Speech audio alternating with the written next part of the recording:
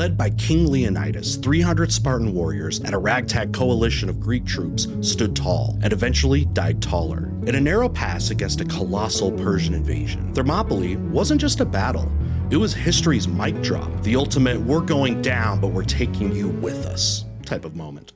It's been etched into our cultural memory as one of the boldest last stands ever staged. Equal parts strategy, stubbornness, and slow-motion Zack Snyder glory shots. The Alpha Predator of ancient Greece wasn't a city, it was a boot camp with marble columns. Known in antiquity as Lacedaemon, Sparta was basically CrossFit with a flag. While Athens was out inventing democracy and annoying everyone with symposiums, Sparta was raising kids to be the human equivalent of tanks. Intellectual pursuits?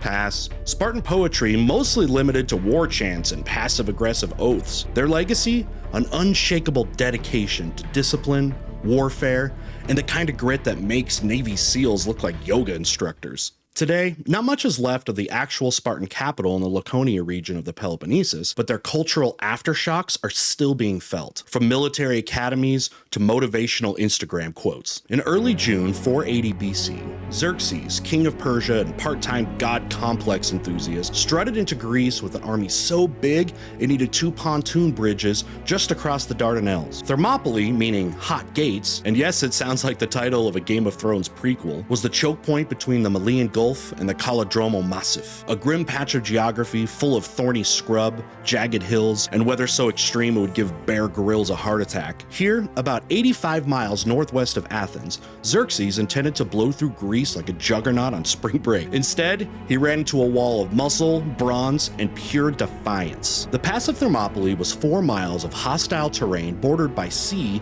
on one side and unforgiving mountains on the other. 3 gates narrowed the path so tightly that, according to Herodotus, only a single cart could pass at a time. Think of it as the ancient world's version of a bottleneck in rush hour traffic.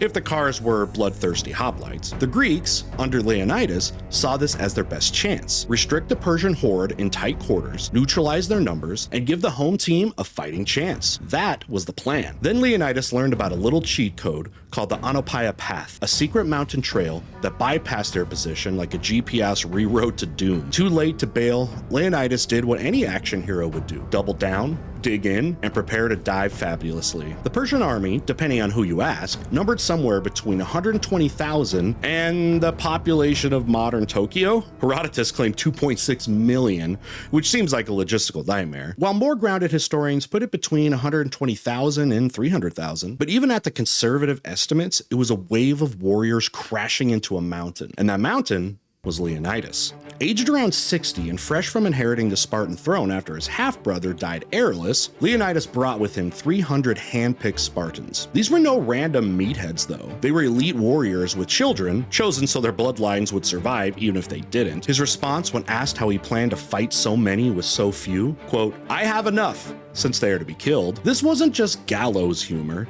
This was Spartan philosophy. Netflix and chill? No. Fight and die. As Xerxes pitched his royal tent near Thermopylae, complete with gold throne, presumably a Stanley mug, and full of HBO Max access, he expected the Greeks to panic and flee. Instead, he got one of history's most iconic clapbacks. When a Persian envoy demanded that Leonidas surrender his weapons, the Spartan replied, "Molon labe." Come and take them. For 2 days, wave after wave of Persian soldiers charged the narrow pass and were cut down like extras in a medieval action film. Their shorter swords and smaller shields were no match for the Greek phalanx, a human tank formation that made every Spartan look like they were born with a six-pack and holding a spear. Even the famed Persian immortals, 10,000 elite troops were supposedly impossible to kill, got yeeted back down the pass. From his cushy perch, Xerxes allegedly leapt up in frustration more than once. You know it's bad when your divine king is rage standing. On night 2, enter Ephialtes, a local Greek shepherd who proved that betrayal for a payday is older than crypto scams. He told the Persians about the Anopaia Path and offered to guide them in exchange from silver and eternal infamy. Xerxes sent Hydarnes and the Immortals marching through the night. At dawn, they reached the top and ambushed the Greeks guarding the trail. The Greek defenders fought and fell back, leaving the Persians to complete their backdoor flank like a cheat code in Total War Greece edition. Leonidas called a war council. The game was up.